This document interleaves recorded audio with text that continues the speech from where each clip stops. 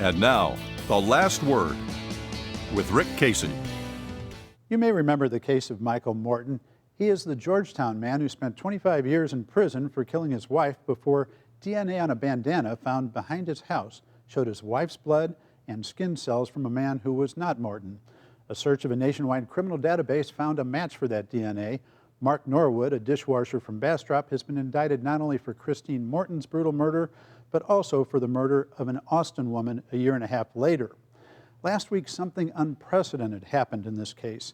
The district attorney who persuaded a jury of Morton's guilt suffered through 5 grueling days in a Georgetown courtroom as a judge heard evidence and argument that he had illegally covered up evidence of Morton's innocence.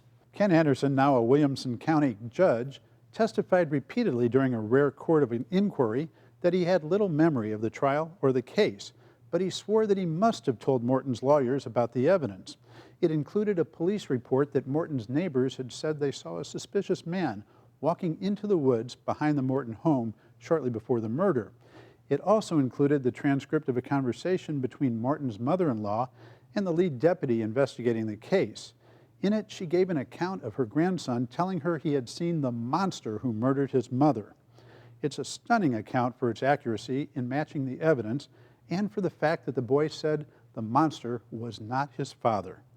Morton's defense attorneys testified they had been told about neither the stranger nor about the grandmother's account. Sitting on the stand with a box of tissues in front of him, Anderson got tearful as he protested his innocence. Yes, sir. The office I ran was professional, it was competent, we did things right, we got it right. Well, not exactly. Michael Morton spent 25 miserable years in prison. His son was twice orphaned, coming to believe his father had murdered his mother. And an Austin woman suffered a brutal death very similar to Christine Morton's. But as far as Anderson was concerned, he made no mistakes. When his attorney asked him to tell Morton how he felt, he turned to Morton and said, "I apologize that the system screwed up. It obviously screwed up. And I've beaten myself up on what could have been done different. And I frankly don't know." Well, here are some things that could have been done differently. He could have told the sheriff's office to pursue the neighbors' accounts of a suspicious man nosing about early in the morning. He could have taken the 3-year-old boy seriously and laughed at the lead investigator's preposterous theory. Instead, Anderson joined the investigator in believing that Morton had flown into a murderous rage when his wife had fallen asleep while he sought to have sex, but before killing her, he put on his scuba diving wetsuit in order to disguise himself from his son. And Anderson could have chosen not to take the extraordinary step of keeping his lead investigator from testifying at the trial. The reason? Under the rules, he would have had to turn over to the defense the report of the early morning stranger and the transcript of the grandmother's account of what the boy saw. And he could have chosen not to tell the jury, based on a mere sliver of very bad science and his own imagination, that Morton, having murdered his wife, used her hand to masturbate. It wasn't that the system screwed up.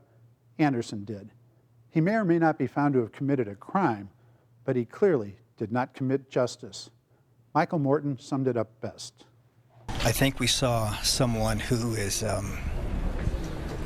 still struggling with denial and anger, a man who has spent at least 3 decades in a position of power, who for the first time is having to answer for his actions. And that's it for Texas Week. See you next time.